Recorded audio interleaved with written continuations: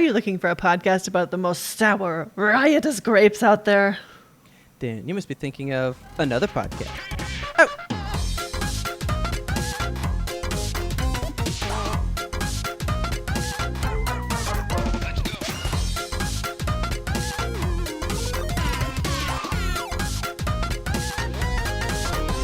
Good evening, Kelsey. Good evening, Robert. How are you today? I am thoroughly ready to drink a Diet Coke. Whoa, we almost like stumbled into it. Let's do it. Okay.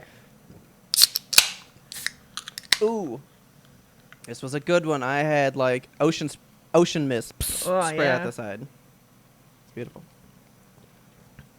I deserve this. That sounded like an affirmation. I deserve this. I deserve this. I did avoid one earlier to make sure that I had this one today because this is my one a day. So There you go. I'm having it right here. There you go. I'm doing pretty good because I had the surprise, not the surprise of a lifetime, but I did have quite a surprise this weekend. Okay. I went and saw Mickey 17. Fuck yeah, I did too. Okay. So here's the thing. I knew some people had seen it already and that it was good. So it was my goal to see Novocaine instead so I could have another movie to talk about. Yeah. But like the pull for Mickey 17 was too great. And I was like, I think we have to see that one. Thoroughly surprised by that. It was nothing like I thought it was going to be. Same. Yeah. I don't know what I expected going into it. I thought it was just going to be kind of like almost more comedic, I guess. But I didn't know it was directed by Bong Joon-ho before I went in. Oh, yeah. It is the Parasite guy. It is the Parasite guy. So I went and saw it at Alamo Drafthouse. And have you ever seen a movie at Alamo Drafthouse? One. It's Deadpool my new favorite theater. Because, like, before the movie, every time, instead of, like, just movie, what do you call it? Newbie with Maria Menounos or whatever. Yep.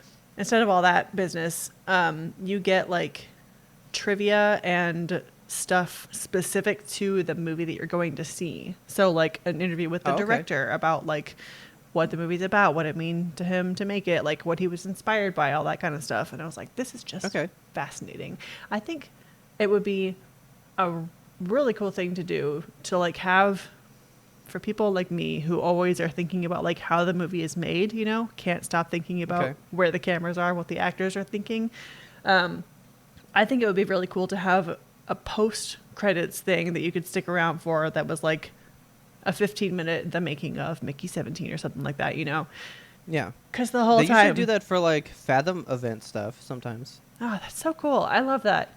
And I love movies. I love the making of movies, you know? You love the making of art, period. I do, yeah. It's fascinating to me to know how stuff was made. And this movie specifically because Mickey 17 obviously has 2 Robert Pattinsons in it. So they're having to film all this stuff separately. And it was so seamless. Like normally I'm a little bit thrown off by a movie that has a character being played or 2 characters being played by the same actor. Yeah. But this was so believable. So then I will say, I definitely was watching this movie going like, okay, that's definitely like a superimposed shot. Okay, that one, definitely body double. Yeah. Okay, that one, definitely superimposed shot. This one, definitely body double. Like, I did think that in so many shots, yeah. It was, I love thinking about shit like that, and I don't know how to turn it off. Then how about this? Because I'm guessing you didn't get the same trailers that we did, but there's a movie coming out with Robert De Niro soon where he plays 2 people in the movie. So he's doing the same thing, acting with himself. That's interesting. And now that you brought that up, I was like, oh, yeah, because that's what's happening in this movie. I was like, oh, that was a pretty on-brand trailer. Okay. One of the things they showed before the movie was like a history of clones within movies. So they had just like a bunch. It was like a little 20-minute baby documentary, basically, that was like, here's a ton of different movies that had a bunch of clones in them. Like, here's Attack of the Clones. Here's 6th Day. Nice. It's just... all the That's my different movie. cologne movies and like I love that. it was so cool. Very It was cool. like here's like the percentage of movies in Hollywood that have clones that are because of capitalism, and like here's the percentage that Oh. did it because it's human experimentation. Like it was all just different facets of clones, and I was like, this is so fucking cool. Okay. Very entertaining. You should go to Alamo Draft House more often.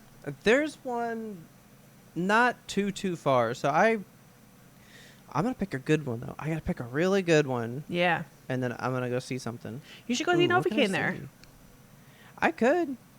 I wonder what I'll learn about. I have no idea what they would put before it. Okay, so I went to Companion, and I saw I wanted to look this up after I went to Companion because there's this fucking fever dream of a film that came before it where it was like 14-year-old Jason Bateman and his sister, and they were doing this like dating show thing with Ted Danson. It was so fucking weird. Okay, so Jason. I'm typing in Jason Bateman. I almost called him Michael. Ted How can I Danson. tell if I'm really in love? It's from 1986. Okay. It is. It's some little short film. Okay. It's worth a watch. It's so weird. It might be the first thing that Jason Interesting. Bateman's ever been in. It's I didn't even know it was him until like the very end, and I was like, I don't understand what's happening. Okay. I'm for that. It might be available on YouTube or something. It's called How Can I Tell If I'm Really in Love? I recommend everybody watch it just because it's not a waste of time. It's That's a weird the last time. thing that director ever made. I don't doubt it. When his big thing, I'm guessing, was the Scarlet Letter TV miniseries that he made. What the fuck? How interesting. Just like where people come from and what all this art exists as later, that's so wild. Yeah. Okay. But that was Well, like tangentially 51 related. minutes. It can't be 51 minutes. This says it's so maybe you got like a piece of it then. 'Cause Yeah, it's a maybe. 51-minute video. My God. Oh my God. Yeah. I don't think I'll watch the entire thing then. Maybe I will though. But yeah. Okay. That's the thing with Alamo Draft House though, is they just like they'll take a piece of media that's like this is sort of related because the movie Companion was about like a robot trying to figure out if they can really feel love, like so Yeah. it's they just do cool shit there, and I like them. All right. Well, Novocaine could be good because I might get all like, okay, famous dad, Dennis Quaid, teach you about like how Jack Quaid came to be, what all he's been in before. Because I mean, he's in The Boys, Yeah. which I didn't know. So they could just maybe do like, ooh, they could do some. Well, so I know that it's also kind of like very heavily like John Wick inspired, Novocaine. Oh yeah. So they could do like how action scenes have been getting wilder in Hollywood. You could learn some wild stuff. Yeah, Okay, you we'll could. see Novocaine there. I think you would have the experience of a lifetime going to Alamo Draft House. This is not sponsored, just passionate. I get free tickets all the time to Alamo Draft House because I'm super good at trivia and I win their trivia games all the time. Okay. We go play trivia every Monday at the bar up there, and we fucking kill it. And we kill it. And we Okay. get free tickets when we win. So that's why I've been going there so frequently. So I'm guessing you go to the Denton one. Yes, it's like 5 minutes from my house. Yeah. The closest one to me is in Richardson. I mean, it's just down 75. That's not the worst. It says 30 minutes. That's not horrible. And their theaters are like super big and high quality. It takes me 30 minutes to get to the one down the street just because 380 sucks so bad. So Yeah. honestly, no difference. I could just do that. Okay. I'm going to try that. I definitely want to do that. Yes. Okay. Well, so yeah, we both saw Mickey 17. Yes. I will say when it ended, I saw the name of the director and I went, "Oh yeah, the Parasite guy." The Parasite guy. Good thing this was better. to Okay. Taylor. But okay. Rank it. What would you give Mickey 17? I would give it a 9 out of 10. I'm at a 9. Loved it. Yeah. Fucking loved it. did not expect. See, I thought it was going to be more serious, Yeah. but I found it very funny all throughout the entire movie. It was hilarious. Tell me why you found it funny. I mean, Robert Pattinson, he has a way about him. It's not one Mark Ruffalo. Oh my God. Okay. His like, I barely veiled Trump impersonation. There we the entire... fucking go, dude. He got shot and it barely missed. He went to kiss his wife and she ducked him. Every fucking where you look, it was a complete parody of that man. 100%. Thank so God. Funny. I was like, he's even doing like I a was like, I stupid can't accent. be the only one. Yeah. That thinks this. Okay, no good. way. And I don't know. I hope that's not Mark Ruffalo's teeth, right? Like, Mark Ruffalo's teeth are better than that. That was like Absolutely not. That is totally like veneers to make that dude look stupider. Yeah, good. Hands down. Because I was like, Mark Ruffalo's teeth don't look like that, do they? Because he's my boy. He has normal teeth. Yeah. I'm going to Google Mark Ruffalo's teeth and get on a weird list. Yeah, normal teeth. I didn't expect that movie to kind of go as hard as it did. Like the ending when like they actually impaled the little baby thing that fucked on the me hook. up. I was worried And for she the baby. pulled at his tail and legit cut it off and made the sauce. I was like, we're going. We're going. Yeah. We're doing it. I did not expect it to go as hard as it did right there at the end. I was like, oh fuck. This movie is taking off. Okay. I was worried for the baby. I mean, they killed the first one, and I was like, that sucks. Yeah. And then they captured the second one in a bag. I hated seeing it, like, scream and squirm against the bag. I was like, that's going to haunt my nightmares. Yeah, this movie went hard for being so funny to start. Yes. I think up until, I mean, I guess mild spoilers. We're not going to go, like, super hard, but, I mean, we're telling you stuff. Yeah. Like, when 18 tried to kill Glenn... That's when I was like, okay, we're going like a little real, you know, because then it turned into like the assassination attempt thing. Like that's where it started turning. But then when the creepers came out of that fucking rock, that movie stopped being funny. I know. That movie ceased funny time. Yeah, I was like, okay, in now all we're going to capacities. get to the serious message here. I mean, it hit on so many things. It did the whole thing of like, we're killing Earth and leaving Earth behind. The fucking class warfare because only the rich people are going unless you want to just like die for a job, which only the convicts can get that job. So, I mean, it had living on stolen land. It had animal welfare. It had everything. Bong Joon-ho was just like, I'm going to throw messages at the wall and all of them stuck. So. Can I say this? One of the first things that got me, ready? A 30-minute fucking cold open to get to the title. Yeah. Boy, I was in that movie. I loved that. Like, you get this whole opening, and then it's like, oh, yeah, the title. I was like, we just got, oh, my God, yes. Yeah, it basically opens with him being, like, in a crevasse. It's like, record scratch. You're probably wondering how I got here. And they just do the whole thing over. Like, that was like 20 minutes or something. Yeah, it's probably close to 30. Like, it is very... I was immersed in the movie before the title screen came up. Yeah. And I thought they did really good with not telling you the whole thing to then tell you more later. Because, like, I didn't really care about Nasha, like, too much. Same. But then at the fucking end to find out that, like, she was putting on suits and sitting with him while he's dying from all this shit. I was like, I was in tears about that. Nasha the best! God. Oh, I loved her. Yeah.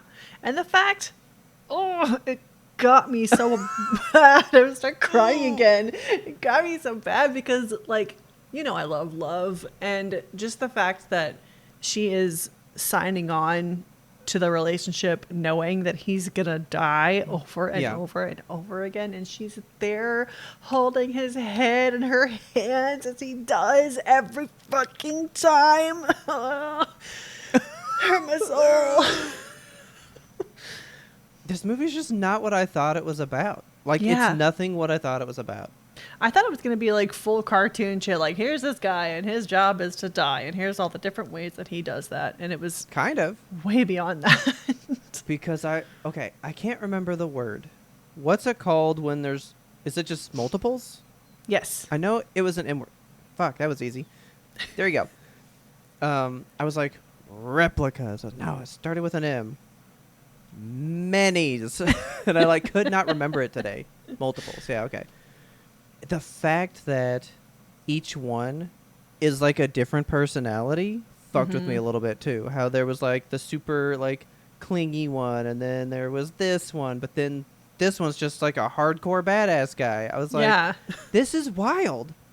And going back to your point, Robert Pattinson, that fucking voice, Bro. never tell you that that's him. Ever. I know. Okay, so also before the movie, they showed this thing. It was like the many voices inside of Robert Pattinson, and it went through like all the different roles that he's had, and just like showed snippets of him speaking in all of them. And I'm like, this is 35 different guys.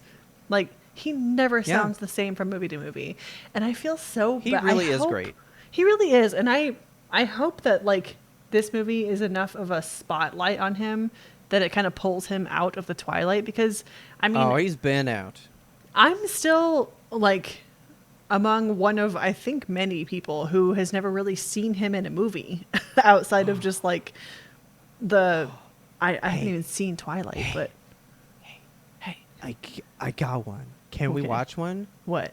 I've still never watched it, and Is I want it to The watch it so Lighthouse? fucking bad. No, it's not The Okay. Lighthouse. What is I it? do want to see The Lighthouse. I've seen half of it. Okay, I watched like the first 30 minutes of it, and I was like, I'm not in the headspace that this requires me to be in, because it was so deeply weird. Bonkers? And I wasn't ready for it. I want to watch this movie with you then. What is it? I've talked about it before in reference to another movie that we reviewed at one time. Okay. But let's get our Robert Pattinson on, right? Okay. I want to watch Good Time, Good time. which is a Safdie brothers movie. Oh, so shit. like Uncut Gems, right? Okay. And it takes place in one evening. Okay. It's called Good Time. It's called Good Time. He's like a drug dealer, and he's trying to like save his brother from these people that kidnapped him for like a debt or something. And he goes on this wild night of trying to get his brother back. And I want to fucking watch that movie so bad. It's an A24 movie. Mm-hmm. You will watch it? Yeah. I'm going to send it to you because I have it. Okay, good. Oh, Yeah, let's I've watch been that. having it for a long time. But yeah, so let's just cement it that, you know, Robert like, I think, well, then the Batman. Remember when we saw Batman together? I thought he fucking crushed that shit too. Was he in that? That was his Batman? He was Batman, yeah. Yeah, okay. I Yeah. guess I didn't even associate that as Robert Pattinson, because he's doing Because he's a different Batman. man. Yeah. Every time. See, that's how you know, because he's never the same person in anything. I've never seen him as limp as he was in this movie, falling out of that machine. That has to be real, that he tumbled. Yes. Dude, when he tumbled out of it, I He was looked like, it hurt. bravo, man. I can't Oh, yeah. imagine like just falling out of a machine like that. That good acting. Like, he's really good from everything that I've seen of him post. And I have watched all the Twilight movies. He's even good in those, honestly, at what he's doing. Okay. You know. But like, he's a legit dude. But I think let's watch some Good Time, Yeah. because it gives me an excuse to watch it. Okay. Okay. But yeah, 9 out of 10. YMBToAP approved. Yet again, we're still in this run of solid fucking movies. Solid I know, movies I'm so right now. happy. Movies are good right now. I want to... This could go long. It could go short. It depends on how we see it. I think we're good. I think we're on the same page. I think we are. Okay. We will see. This is not really the question, but it is how I was told to present the question. Okay. Okay? Which Star Wars movie is your favorite? And which Star Wars movie is best? Okay. Are you ready? Oh, I'm totally ready. It's the same answer. Okay. that's Unfortunately for all of you. It is No. Rogue One. fine. Oh, no, that... Okay. I just thought you were going to say Last Jedi. Oh, God. Why? Why would I say that? Woo! Okay. Okay. We can dig into that some. Okay, listen, though. I I don't hate Last Jedi. I'm among one I of the do. few people that like I didn't hate my time with The Last Jedi. I'll say that. I hate it because of how much I could feel that they were trying to like undo each other's ideas, and I was Yes. like, this just feels more like we're like just doing stuff in the background. I was like, this doesn't feel like the story's unfolding naturally to me. I know. Like as a piece of the trilogy, dog shit. Yeah. As a standalone Star Wars movie with these like vignettes of these characters, Oh, yeah. I liked it a lot. All right, so that was yours. Uh-huh. My favorite is Return of the Jedi. Okay. Shit movie. I mean, I know it's a bad movie. That's fine. I like that one. I mean, yeah, but it's not a great one.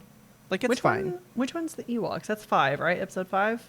No, Empire that's Strikes 6. Back? Okay, yeah, 6, I love Return episode of the 6. Jedi. Yeah, It's fine. full of I mean, Ewoks. I love Ewoks. it's my favorite. It's not great, but the best one is Empire Strikes Back. I mean, that is the best Star Wars movie. Yeah, I mean, that one, I feel like it's widely regarded as the best, right? I mean, it's got... So thus, that's the idea of the question. So this really is not about Star Wars in any capacity. Okay. But I would like to know why Rogue One is best. All right. Can you please elaborate? Yes, fully and gladly. Without... No, just go ahead. Let's We're just going to go say ahead and get without into it. crying? Because... No, without personal attachment, because Okay. I think that's where this question is going to come into play later. Okay, so I think it's the best Star Wars movie because it takes a scene that everybody knows and loves, and it's already established in canon, but this movie pulls that scene out and asks the question, how do we make you care? Okay. Because like, well, yeah, R2 had the little hard drive or whatever. How did he Yeah. get it? What happened? What was the process by which everything occurred? Like there's a story there, and I think that who directed Rogue One again? That was Gareth Edwards, who I do not know. But I will look him up though. I think the people that came up with this story saw the potential in that moment to take a bunch of nobodies basically and make everyone really care about what they went through, you know? Okay.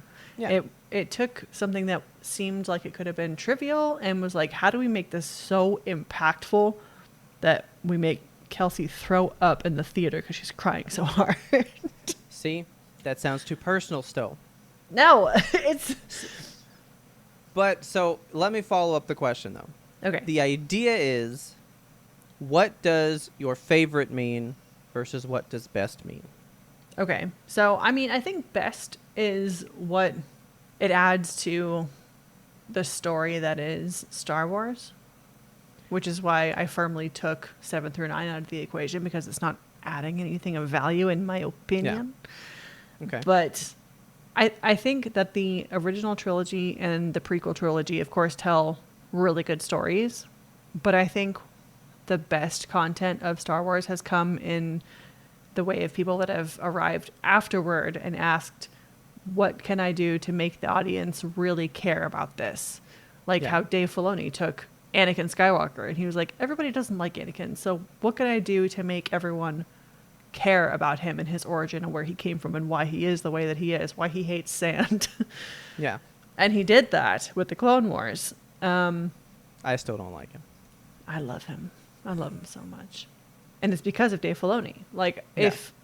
if I hadn't ever seen the Clone Wars, I probably wouldn't care for Anakin. Like, he's not a bad character, and by no means is he a bad actor either. I think that he got a lot of flack for that for no reason at all.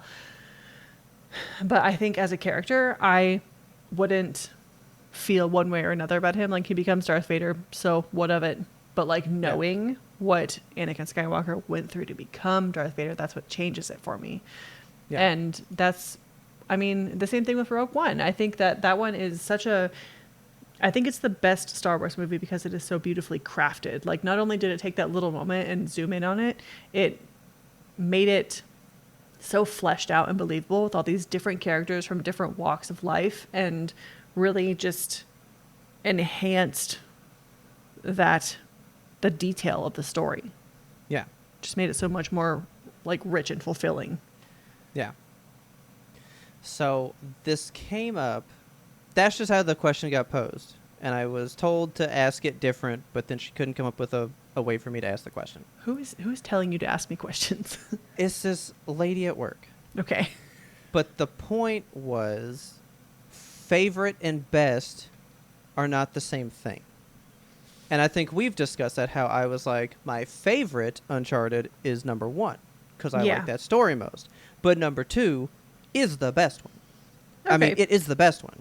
Yeah. I mean, that's the answer, you know? Uh-huh. So then it was, well, what makes it? So here's the thing. To me, favorite, subjective. Yes. Best, objective. Yeah, definitely. Which to me, Empire Strikes Back, clearly the best, because most of the world regards it as such, and also it was up for Oscars and shit.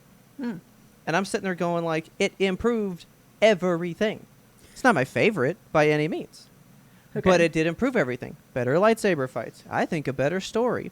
Fucking, you got I Love You. I know. All the fucking being frozen in carbonite. It is the best. It's the classic Star Wars movie. I think that got a fucking Wampa or whatever that dude is, right? The Wampa? Wampa, yeah. Wampa? Yeah. A Wampa. Like, it's the best. So then it was like, no, that's wrong. So she goes, okay, fine. Best Harry Potter is which one? And I was like, well, I know my favorite, but I know what I would consider the best. And it's my least favorite, but I think the world touts it so much that I think it's the best. Yeah. Even though I fully don't agree. I think that would be Prisoner of Azkaban, but I don't like that one. Okay. I like Chamber of Secrets. You like Chamber of Secrets? It's the fucking best. Well, okay, I have to pull best out. It's my favorite. Okay. I love Chamber of Secrets. That's a weird one to love. Phenomenal. But then, see, I asked Taylor, and she was like, yeah, that's the best one. I see more love for that than any other online. And I'm like, what? Since when? But she's more online than me, I guess, in that realm, so maybe the opinions have changed over time. But to what I know, Prisoner of Azkaban was peak. Yeah. That's everyone's best. Mm-hmm. So then we were having this debate on, because she said, by virtue of it being your favorite, that makes it the best. And I'm like, no, that's an objective thing. Best would be what I would say the world considers best. It has reached more people. It has affected more people. It's the one that, like, when you go out, majority will say that's the best. Yeah, or like the one that is the most technically well crafted. I mean, there's songs on albums that are like, this is the best song, like the Abracadabra song from the new Lady Gaga album. That one's the best because it's the one that's on the radio right now that everyone loves. Not my favorite. Exactly. So mine is Killer. I love that song. Yeah. Fucking love that song. But so that's more what I'm getting at is, do you see a difference between favorite and best? Definitely. Because we debated for 30 minutes about it. 30 minutes. And I was like, I'll bring you opinions. Yeah, I mean, there's but you're definitely, wrong. There's definitely differences. It just so happens that for me, I believe that Rogue One is both of those categories for Star Wars. And see, I like Rogue One a lot. And I think it is great. But I don't think it ranks high on the Star Wars list as a whole, you know. Okay. But like, do you think any of them is quote unquote bester than Rogue One? I personally do not, but I can see like the argument that many people would make. But to say that is 5 that is the just best. because you love Rogue One that much? I don't Can think you separate fully and go like, I can see why it's not? Or are you like, no, it just truly is best? I think it just truly is best. It's so perfectly crafted. Like it is made to do the thing that it does. It gets in, it does that in a really solid runtime, and it makes the audience feel a specific way. I don't recall it being longer than like 2 hours. I feel like that It movie, is 213. wow, it didn't even feel that long. But I've only seen it 1.5 times. that's all you need. think. I mean, I can't watch it without, like, I have to dedicate a whole day to that. Yeah. So, I think. So we are in agreement, though. Favorite is purely personal enjoyment. It's my favorite. Mm-hmm. But best is like a humankind kind of thing then. Like, what, because do we even say, well, it's more fact-driven. This one made the most money. Clearly it's best. How do you quantify best? I mean, I could see that argument too. I think the best is probably just like, I mean, Lord of the Rings is the best example of modern fantasy. It is my least favorite thing I've ever encountered. That is the exact, that's the, yes. I know it's best. I don't like it. It ain't for me. I don't like it. I don't like it. Yeah. But like, well, see, for me, so I said, yeah, well, Empire was up for an Oscar. So is it because it was an award? Like, I went based off of that, and that I hear most people say it's good. But I think that's only really in an argument talking about the original three. I don't know that people would say it's best when you look at the full lexicon. Okay. I wonder if you would maybe get a Rogue One, or I'm going to Google. I'm What is kind of the surprised best that Star Force Wars Awakens is not liked more. I think that is a phenomenal movie. It was I love good. Force Awakens. I liked it. I didn't have any qualms with that one. It's just a retelling of 4, basically. Yeah, that's why it's good. Oh, so that was another part of the argument, which I think you and I have had as well. Okay. I say argument, but it was more of an idea session, let's say. An idea session. I like that. She was like, well, the favorite and best is obviously the first one. Mm-hmm. And I truly understand the argument, but I just cannot get on board with that mindset of, well, it was first, it set the foundation, none of the rest would exist without the first, therefore, those are the better ones. The firsts are always the best ones. I am so not about that. And I No, think we've I mean- discussed that before. Yeah. You put down concrete under your house, and then you put, like, Yeah. hardwood on top of it. And that's the best part now. Yeah. That's what I've always said. Like superhero movies, the first one is good. It's always good. Mm-hmm. But I'm only going to get that hero maybe the last half of the movie. You know what I'm going to get in part 2? Him the whole fucking time, baby. 2 is where it's at. The sequel, I want more. Okay. As long as you improve upon it. I did Google what is the best Star Wars movie, and would you like the AI garbage it spit back at me? I really do. Okay, so it says, while best is subjective, Star Wars Episode 5 is widely considered the pinnacle of the franchise. Yeah. Okay, here's the fun parts. So, Okay. The Empire Strikes Back is known for its emotional resonance and ability to evoke strong feelings in viewers. Yeah, true. Check. The Empire Strikes Back is a perfect movie in terms of completeness. I don't know what that means. I mean, so I guess like it's not too cliffhangery. I mean, it does Yeah, it wrap is. up pretty solid. No. But like it's not over. It So it's- doesn't even wrap up. Everybody's sad, and like the heroes are all blown apart. Like nobody's happy at the end of 5. They're not blown apart. They're all standing there looking out the window going like, yeah, we'll No, go that's- find Han. Yeah. No, because Han Solo is like lost in carbonite. No, yeah. So he's frozen. He's taken away, and they give Luke his new hand, and they're all like, yeah, we'll go solve this tomorrow. And it's just like, yeah. So But it they're feels all like sad because they've just lost. Like the Empire has But, like, struck back against them. it at least feels like an ending of like, okay, we know where to go next. It's not like, the fuck? I suppose. Like it ends. So I can see that, but it is not complete. So that's not fully right. And also, the third factor it ranks it on is Empire Strikes Back is scientifically proven to be the most rewatchable Star Wars movie. That is full That's subjectivity right hev- there. Because I've seen Return of the Jedi a lot more. Because it's my favorite, you know. Yeah. How? I mean, I did say, because we were having the argument, and I was just kind of like poking the fire a bit, but she was like, the first one has this. I'm like, part 2, better Jedis. Like, the lightsabers are better. And then she was like, this. And I go, Lando Calrissian, though. Yeah. Think What on about that. this? And I was like, Carbonite, yo. Like, there's so much bester stuff in that movie. But so that's the idea of the argument, the whole favorite versus best, which I think we've kind of touched on before. But so you're saying best would be just like general consensus. And favorite is pure personal enjoyment. Yeah. Okay. I vibe with that completely. But also, hold on. Roll it back. Okay. Because the world can have a favorite Star Wars movie, and it doesn't necessarily have to be like... So are we saying favorite is the majority of best? Because if we just ask, 10 people what's the best Star Wars movie, and 8 of them You are going to get a lot of their favorites. Yeah. So then... So is best the most favorite? God damn it, you did it, Kelsey. You solved it. That's really smart. Yeah. So favorite is your personal favorite, but best is most favorite. There you go. Take that back to your work lady.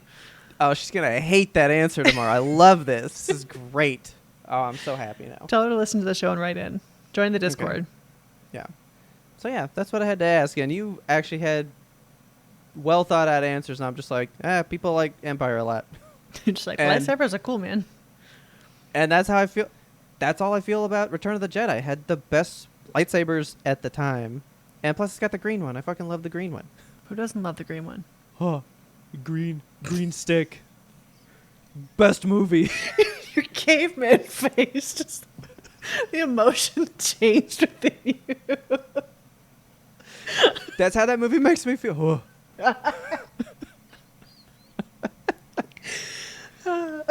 Oh. Okay. So anyway, that was my question. Write in, guys, on your thoughts about favorite versus best. Let us know if you can come up with anything that is more philosophically sounding correct, as favorite is personal and best is most favorited. And also go ahead and tell us your That's favorite pretty and good. best lightsaber color. The best one is green. My favorite one is Ooh. yellow. Oh, fuck. Oh. Oh. Oh. Oh. Wait, is the best one red? Hold Best- on. No. Oh, no. Don't ew. Best? Purple? Best is purple. Yeah, okay. Favorite is green. There we go. Oh, best is purple. All right, let's take a break. Let's take a break. Oh, you think you know what happened to me? Look, I'm back, and I'm about to unearth all the secrets in Old Cove.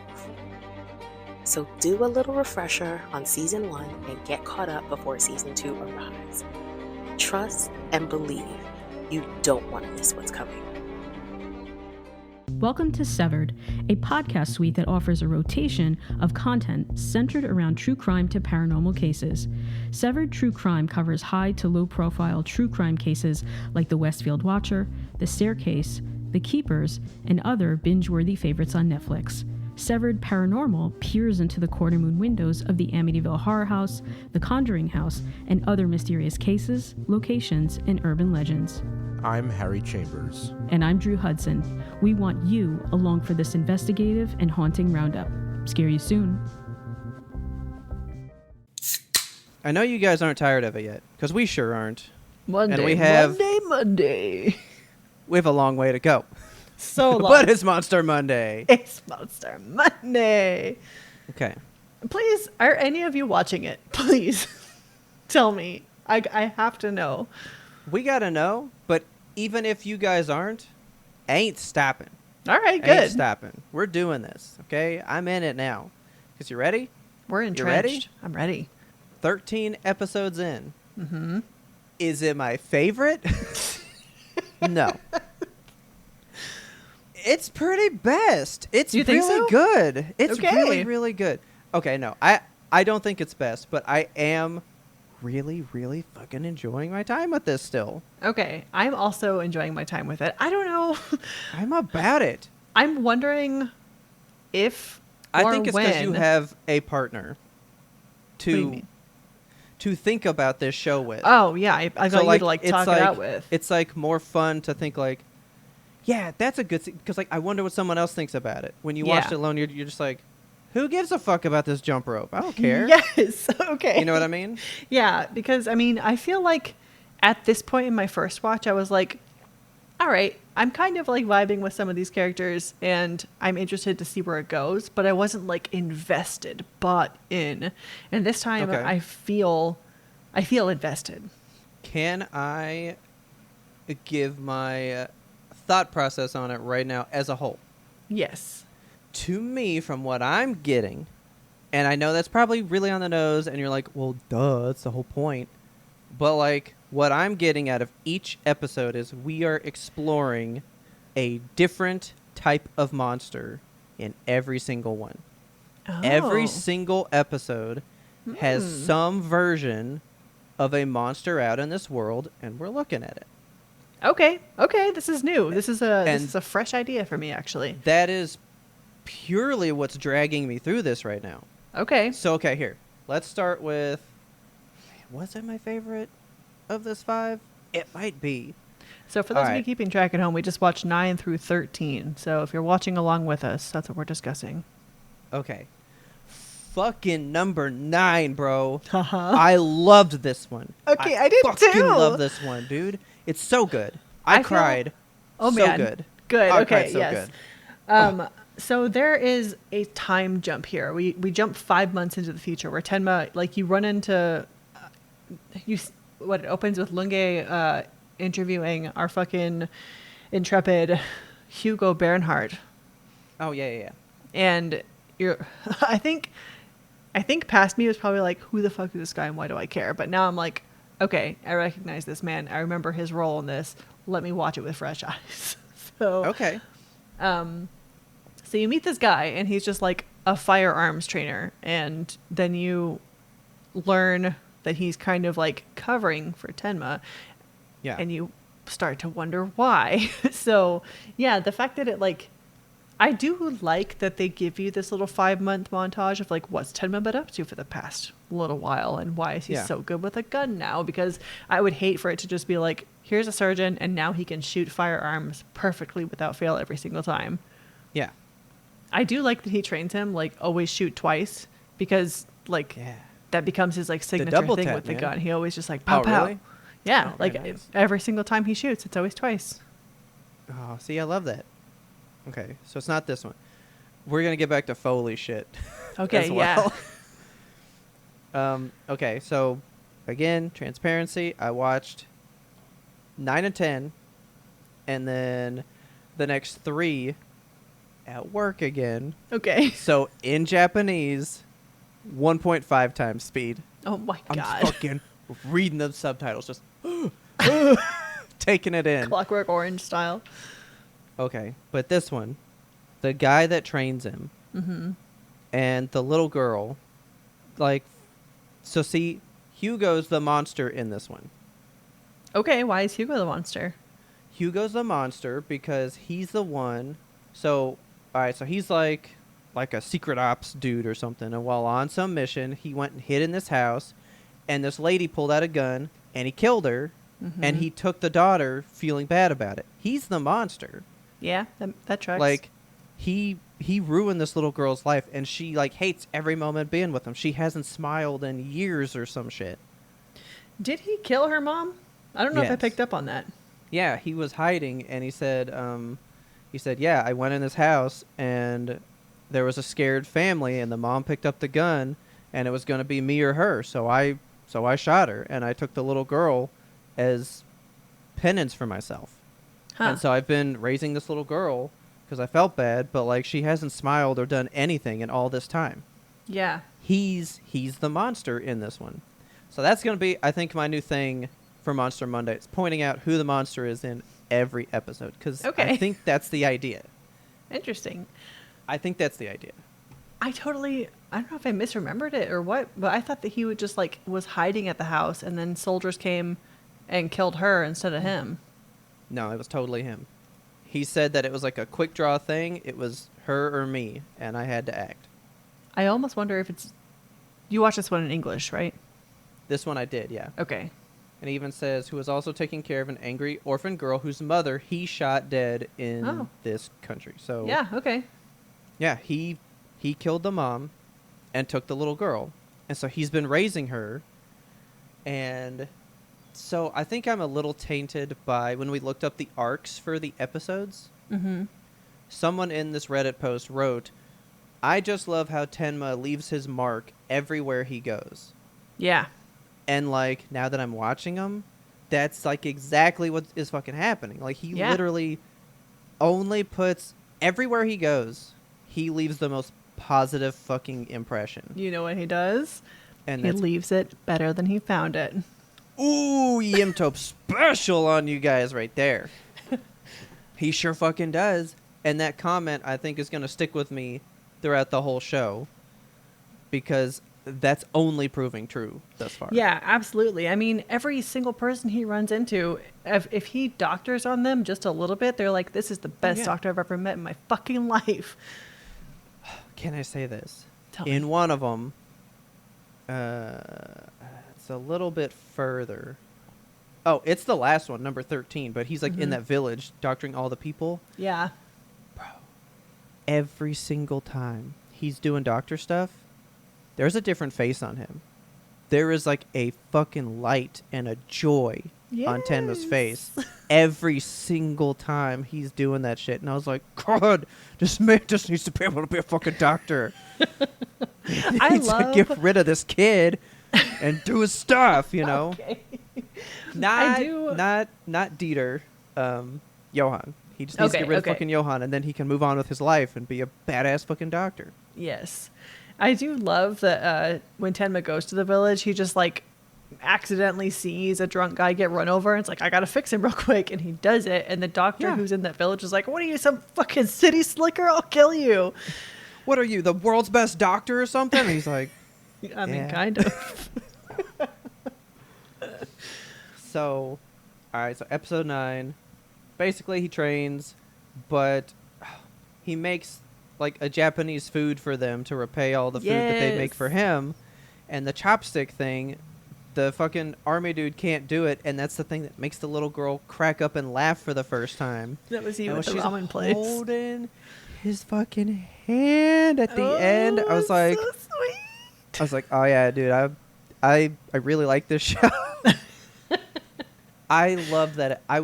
Every single one of these, I was pretty riveted. Okay. Like, I was invested. Also, Good. But remember, I was watching at 1.5 times speed as well. Yeah, I don't know how you do Kind of that. had to be. Kind of had to be. But that one's great. So I love that. The next one, okay, a past erased. It's that like petty thief he walks up on when so he's going back to the mansion where the... Oh, I'm so ready to hit you because it's the thing you gave us insight about when we started Monster Monday. Yes. Okay. Yes. Okay. So yeah, he meets that fucking weasel thief dude. The guy with the big ass buck teeth. Yeah. And he like basically human traffics Tenma into being like the underground mobster doctor or whatever. And so he has to go work on these people, and you ready? So this one's more of a question. Who's the monster? Yeah. Because yes, these two guys, this lawyer and like some, I forgot the other guy, but he was like a good profession too. They got their jobs run out because when the wall came down, these people immigrated in, built factories, and pushed like everybody off their land. Mm-hmm. So it turned into like I was getting Luigi Mangione vibes in this one. Because it was all like, I went for the head of this company for the things that he pushed out onto the people. Yeah. Okay, so now who's the monster? The people that are oppressing all those, or these people that stood up for it because he did accidentally kill a child in the crossfire of killing these corporate CEOs. Yeah. So, who is the monster here? Because he does wind up saving that guy, but then he even says, why would you save me? Like, I don't deserve it. And he goes, but I still believe that you're human.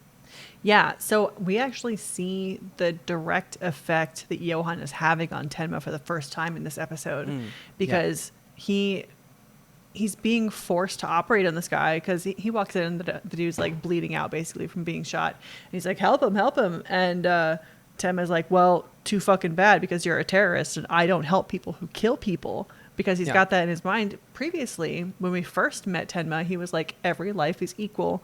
I will operate on everybody no matter who. Yep. And Very it doesn't nice. matter. Good pickup. Yep.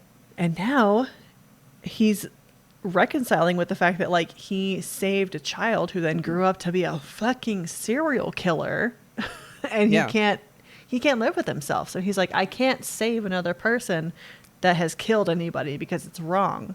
So he's really starting to wrestle with himself. It all becomes very like morally gray, where, you know, whose life is worth it and whose isn't. Yeah. And it's not until that guy tells the story about, well, here's who we were, here's what happened to us, like, what else could I do? Like, we were being pushed against, you know? Yeah. And then he goes, oh, I'll patch you up enough. Yeah. But then I'll leave you to someone else. But he even kind of is like, all right, you know, he's not a bad guy. So that's the question. Who's the monster in that scenario? The corporate CEOs that oppress everyone below, the people that cause harm to rise up against it. Yeah. Good question. It definitely raises interesting questions. But like the whole time, that lawyer guy, the way he kept saying like, yeah, I took out that CEO. I was like, yeah, gotcha, Luigi. We got it. You know? Yeah. That one was really good. I'm glad he fucking got away from the weasel dude. Yeah, that guy sucks. Yeah, he was annoying. But I think he also left an impact. Well, so I'll throw in the impact thing too. I think he impacted the lawyer because he was like, well, you're right. I am bad. I did kill a kid. And then he says, but I believe that you're still human somewhere. So, like, I know you can feel the remorse. I know you can get better kind of thing. Yeah. So he kind of left that dude with hope, I think. Right. Lovely. Dude, 511 Kinderheim was a nuts one, dude. Yes. Okay. So this one's kind of I would say this is a two-parter. Okay. Because this and 12 are almost like directly, that's like one giant story to me. Pretty much, yeah. Because, I mean, even at the beginning of 12, they do a little, like, 5-minute replay of, like, here's what we last did in episode 11, in case you forgot. Yeah. So he's still looking for information about the twins. And he's looking for the people that had adopted those twins beforehand. And the orphanage where they came from. Yes. And when he finds the one that Johan was from, it's completely like demolished, kind of burned up. It's just a husk of a building. Yeah. So he's like, well, I guess I'll go try to learn something else. And he finds out there was another one where Anna was. So right. Nina, I guess, right? Mm-hmm. Yeah, okay. I was like, Anna's Nina, right? I was trying to make sure that I wasn't confused. I hate that they changed her name. Like, I don't know why they did that. Well, they changed his name too, but I don't remember what his other name was. Did he have an adopted name? Yeah, that's what the blind guy called him. He called him something else back then. I think Johan just gives a different name to everybody he encounters. I think he does. Which I think we know why. Because he's some fucking super soldier product thing. Yeah. I need to get this quote, though, while you talk about that. Okay, yeah. Episode. They really crack open, like, the whole... This is where you really start to see what the fuck's wrong with Johan. They kind of bust open the entire Kinderheim 511 thing. And I did not remember it being this early on that we actually see the orphanage and learn about this stuff. I was like, that's got to be, like, episode 20, 30 kind of stuff. But no, episode 11. And we still have 63 episodes left to go after this one. So... Yeah. So yeah, we find, who do we end up finding at the orphanage?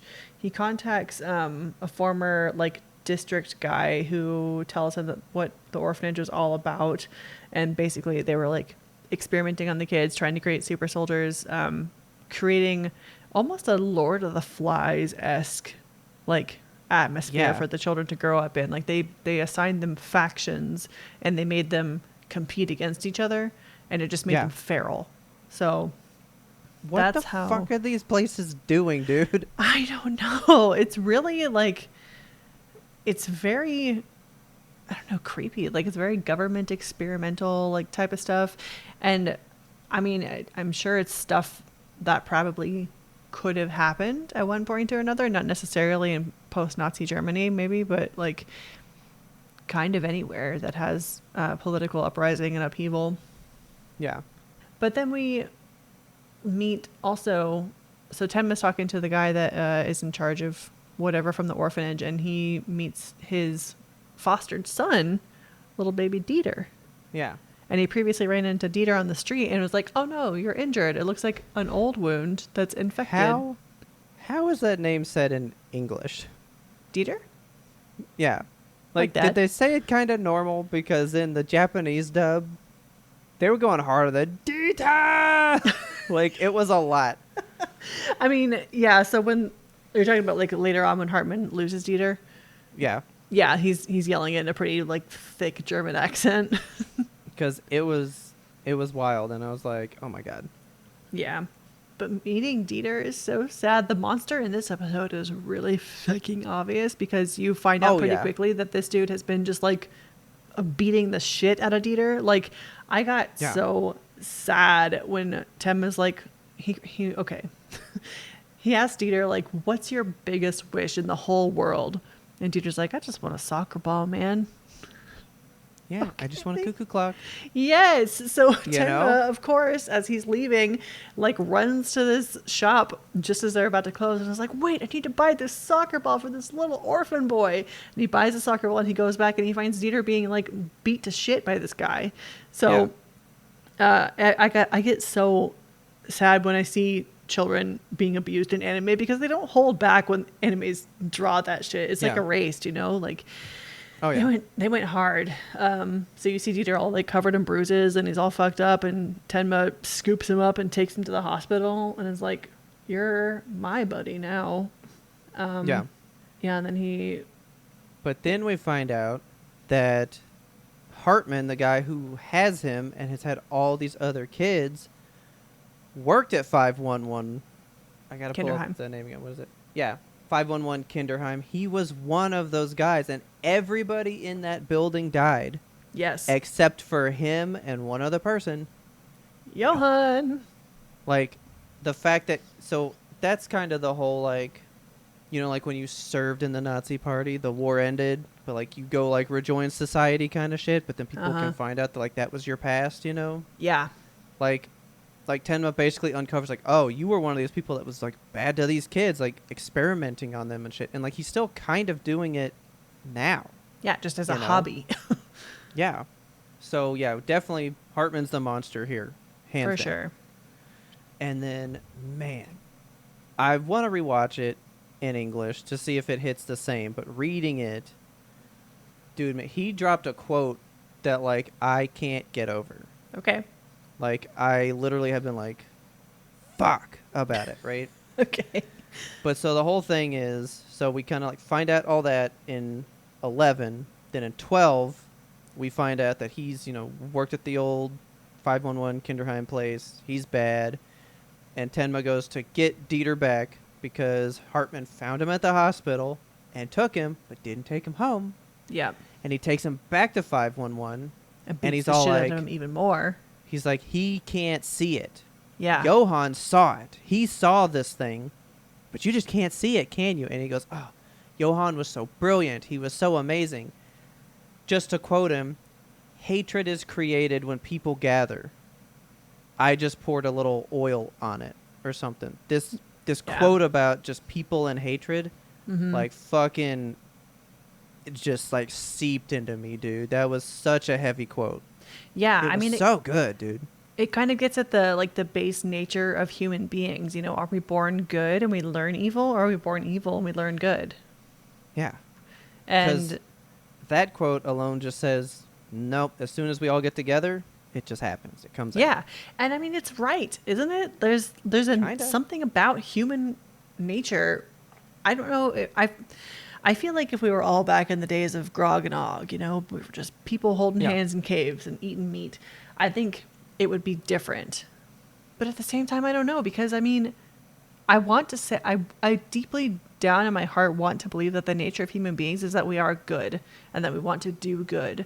But then you see people just being bad. Like the most clearest example I can think of is just racism. I mean, Yeah. what difference is it when a person has a skin color that is not your own, and yet so many people will instantly band together and be like, that one is the other, and we're going to treat them like that. So I think that's kind of what that quote made me think of. It's just like when people gather, there is going to be just a natural hierarchy that forms. And like you said, Johann just put a little oil on the flame. Yeah.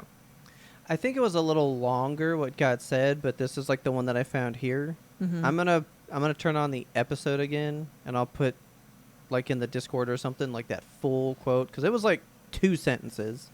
Yeah. And this one was a bit shorter, but I just remember like I read that and was just like, fuck. You know, that is such a that was such a philosophically amazing line.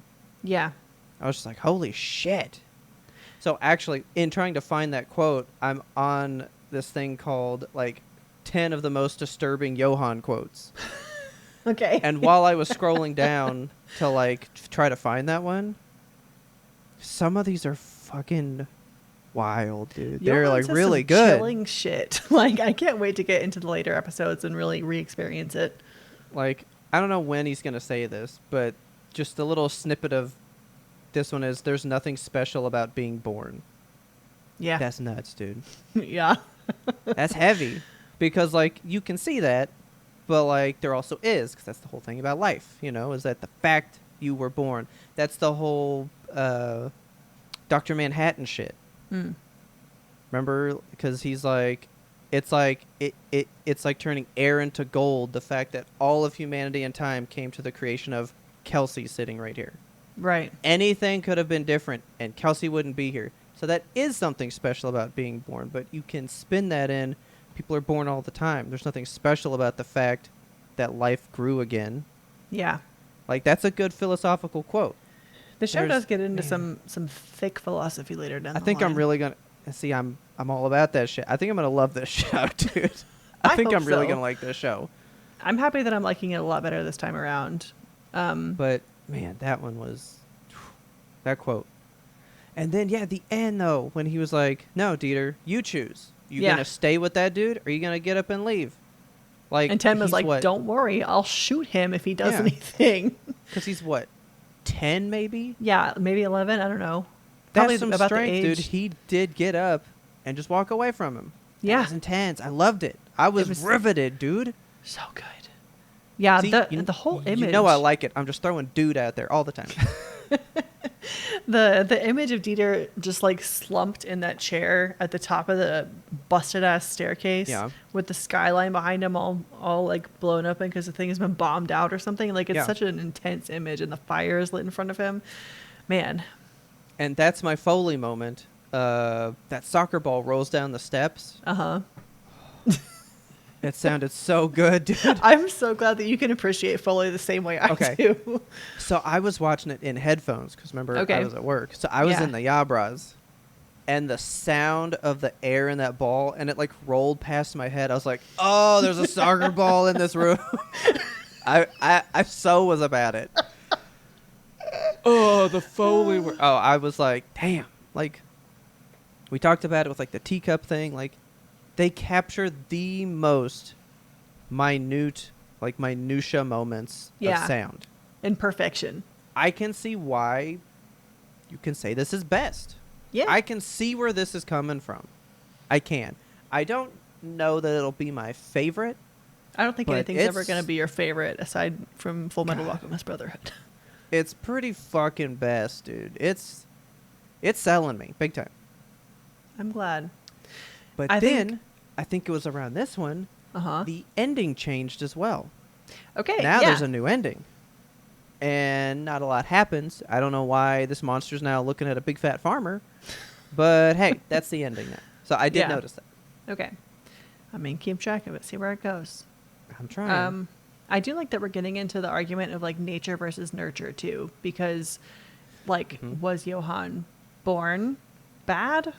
Or was he turned bad at Kinderheim? You know? Yeah. I mean, I'm inclined to say that he was born bad. I don't know. He just like, because I don't know. the what's his name? Fucking Hartman. Hartman is like, I tried if you this with other Pull that- kids, Okay. Yeah. and Johann is the only one that it's Ah. stuck with. So like, was he born Mhm. evil? Or And he kind of contradicts himself then, because he goes like, you're a reporter, right? You're going to write down all this? Make sure you take this point home with you. Children are a product of their environment. They have to be shown by us where to go. We drive what they become. Like he Yeah. says, take that quote and use it. yeah, Which makes me think I think he believes that he could influence Johann to become what he was, and now he's having trouble, and that's why he's breaking, because he can't get it to happen again, which is Yeah. proving that he's wrong. Maybe it is a nature thing. it not could be a nurture like he combination of believes. both. I mean, it really is just like, it makes you think. This show be making me think, and Yeah. I be liking it. So and then we those already two kind were of good.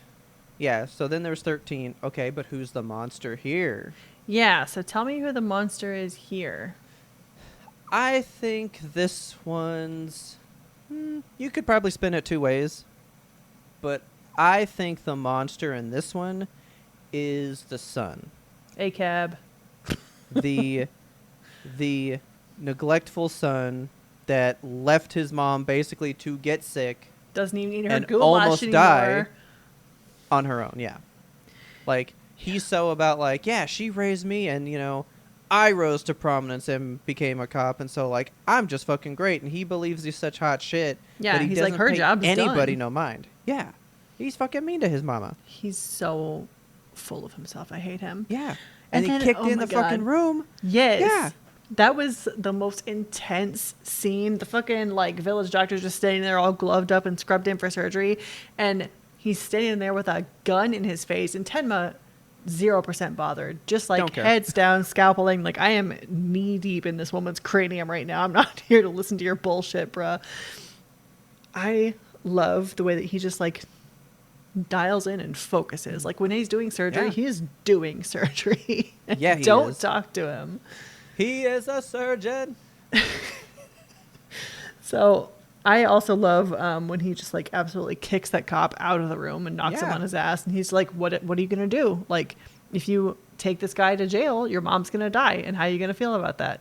You better sit down and wait. Yeah. I was going to say you could say it's the mom for, like, not following up with her son. But no, it's totally just the son. Yeah, the son, totally the son. monster. Big monster.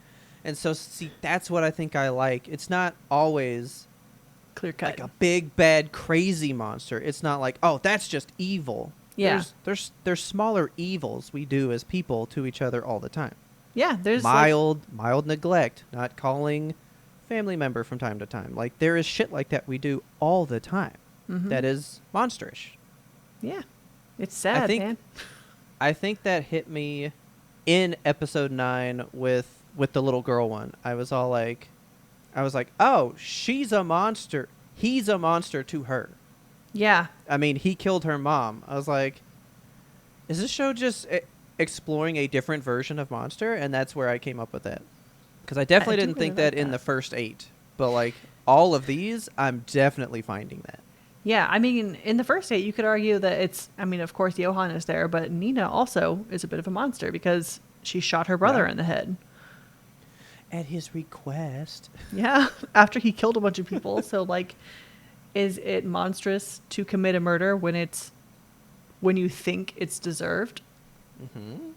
See? Bringing it back to Mm. Luigi. I'm liking this show, dude. Like, Yeah. I was fully expecting to be like, Kelsey, can we please stop? I was expecting the same. And I'm like, Kelsey, can we please keep watching? Okay, good. Oh, I'm I'm really happy. keeping Monster Monday until it's done. Good. Unless it gets horrible. I'm excited to revisit a lot of the future arcs because I just don't remember a lot of the stuff that happened in there because it was so fucking boring the first time around. Yeah. But I think we're gonna chalk this up to another YMBToAP staple. Art finds you when you need it. Yeah. When you're ready for it. I don't think you were ready for Monster the first time. I think you're I think right. you're ready for it this time.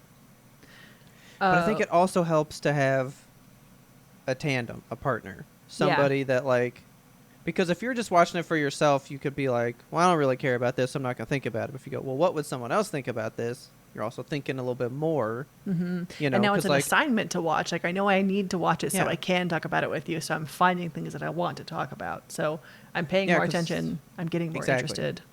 yeah, because there's what I like, and I'm like, oh, but what did Kelsey like? Ooh, Kelsey would have loved that moment. Or like, how Yeah. did Kelsey feel about that? You know, like I think it helps having someone to watch it with, because I might have hated it if I watched it alone. Honestly, You might have. I don't know. But Monster Monday's solid. I'm so far the show. It's not really doing nothing wrong. I think the show's holding a 10 thus far. It's at a 10. Like it's good. Okay. Will it go down? We shall see. We shall find out. One final note about Monster. Can we just have like a Dieter appreciation moment? I just love that kid. I cannot believe this kid fucking followed him, and then that made me cry. What? In the last one, Oh he my leaves God. Dieter with the guy, and the guy's like hanging out, like holding him, and he's Yes. like, no, he's all crying, and then the doctor just straight up goes, yeah, you need to go with him, because as long as he has you, he'll stay focused. And that kid's like, yeah, and But he that's- leaves, and Tenma's like, all right, cool, and just lets him come. But that guy just saddles Dieter with the job of keeping Tenma, a I mean, true. surgeon with a gun, on the right moral path. Like, here you go, 10-year-old. Please fix this corrupt man who's wanted for murder as far as he knows. Like, Yeah. that's a little bit monstrous. I don't know. I was all about it. Like, yeah, let that kid go. He needs him. He needs Tenma. Do you know who voices Dieter? No, because I have not heard his English voice at all. Oh, you heard his English voice in episode 9, right? No, Dieter is only not in 9. 11 and 12. Oh, And then 13. shit. So all 3 that I watched in Japanese, he showed up in. Well, do you want to know who voices him? I really do. It's Laura Bailey. Really? Yeah. Okay. Doesn't even sound like her. Like, I'm going to go watch it. yeah, I looked it up because I always love to know the voice actors, and I was like, of course, why not? You know, stick some Laura course. Bailey in there. And quick side tangent. Ashley Birch, who voices Aloy in Horizon Zero Dawn, right? Mm-hmm. They just released an AI demo of Horizon Zero Dawn. What? Like a little tech demo of like AI. And she did a whole video coming out discussing what AI could do to voice actors in the video game industry. And she did say that SAG-AFTRA is on strike for video game people right now. Good. Okay. I like I did that. not know that. I knew that they were like thinking about striking. I don't know when the strike started, but Yeah. yeah, when I saw when the movie people went on strike, I know that video Yeah. game people were like, we could do that too. So Because I know you talked about it, like, I hope they do it. Well, I guess it's happening right now. good. But Ashley Birch came out. I'll try to find it, and I'll send it to you. I'll put it in, like, the Discord or something. Cool. But it's like a 5-6 minute video of her discussing, like, the effects of it, what she thinks about it. How it could you be know, bad. Like, her hope for the industry. Yeah, she, like, goes all in about it. Yeah. Good. And I was like, oh, I have to watch this. It was a good watch. So I'll put that in the Discord at some point for you guys. nice. But that's Monster Monday. But before we get out of here, Mm-hmm. I was told really not to do it, but I'm going to do it. Oh.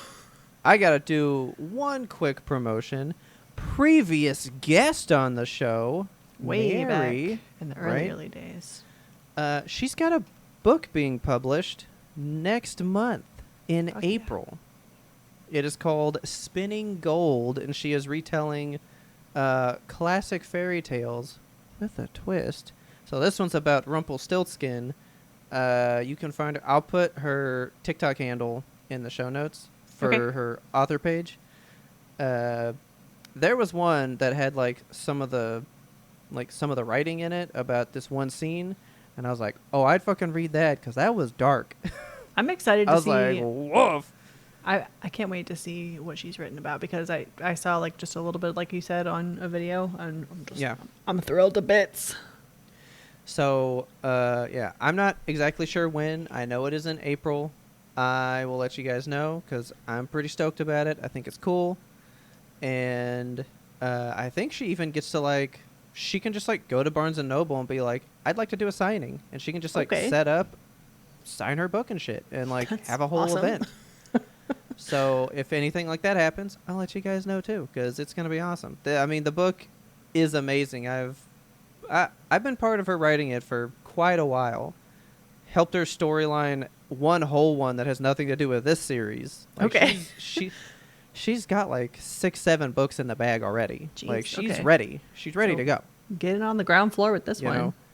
So I'd say check this one out. It's gonna be interesting, I'd say. So I'll keep you guys posted. Sweet. But with that, kind of ready to... Oh, wait. What's our episode count for this next Monster Monday? Yes. So next we are going to be watching episodes 14 through 17. Okay, just an easy 4. Perfect. Okay. 14, 15, 16, 17. That works. 4 episodes. So, nice easy watch. At least for us, since we were recording a little early this week. Yeah. But, yeah, I'm going to just write in the anime channel later who's watching it. I'm going to make you guys start watching it. You got to start watching it. I'm about it. It's on Netflix, so everyone can watch it as long as its you have entirety? it. It is in... Oh, yeah, all 74. Okay, great. But it is in Japanese, but I think most of the people in our anime Discord would prefer it that way. So, I mean, the dub either is way, pretty it's good. good. The Japanese is fine too. I It do is. think that there are significant differences in the music though, because as I've been watching this, I'm like, I don't remember this scene being scored like this. I'm going to have to go back because there was a scene that I watched today that I was like, this music is intense. And now I think it was the ending with Dieter in the chair and stuff. So I'm going to, because I want to watch that scene anyway. Yeah. I might see if it feels different in English, and I'll let you know next week. Okay.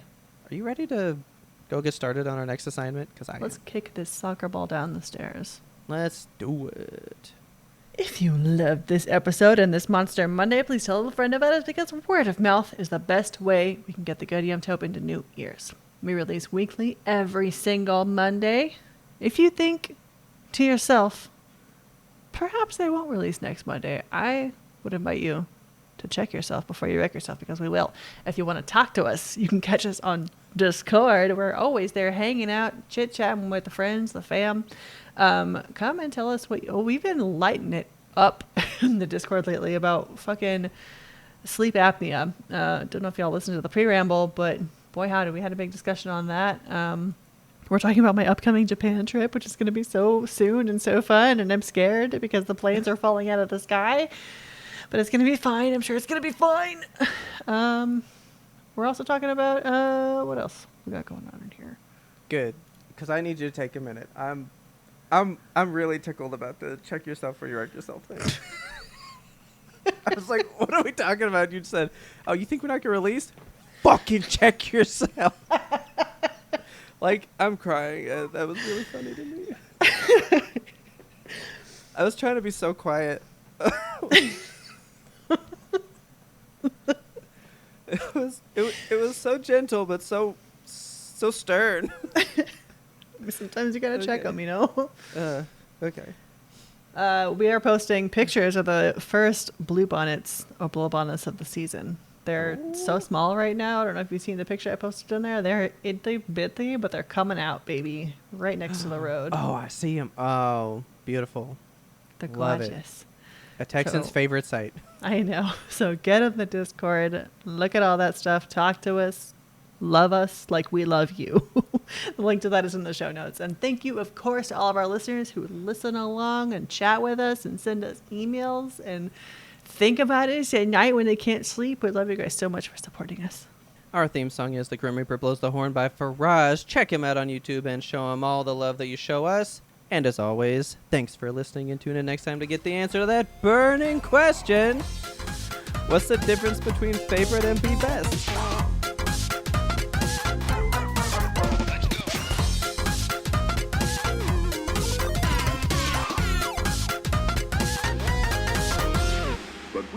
one more important sound we wanted you to hear. Now, fucking compose yourself, Kelsey. I can't. we were just talking about sad Futurama moments before we got on here. We're Why both did we do legit that? crying. I don't know why we There's did a that. tear again. Shit, I know. dude. It won't stop. It won't stop. It won't stop. We're not even crying about the dog though. Like No. that's easy. We're just crying about how Fry much deserving Fry Leela loves so much. Leela so much. Now I didn't watch a lot of the later stuff I didn't either. because like I know they ended up together. I'm satisfied with how the original run ended. So season 4 with the robot hands thing. Yeah. But The also, flute horn, whatever. bullshit. yeah, but they did that one episode. I don't know which end it is Yeah, because the show has been canceled and come back and go for the tissues. Yeah, I know. The show's been canceled and come back so many times, but there is one season when they thought the series was ending, and they end it with like them going into a black hole, and they're like, "Well, we're gonna forget everything," and then Fry's like, Oh, yeah. "It's okay because I'll find you again, and we'll do it all over Yeah. again." I hate that. Like I was kind of joking, guys. Like we were kind of crying, but like I think we're fully there now. I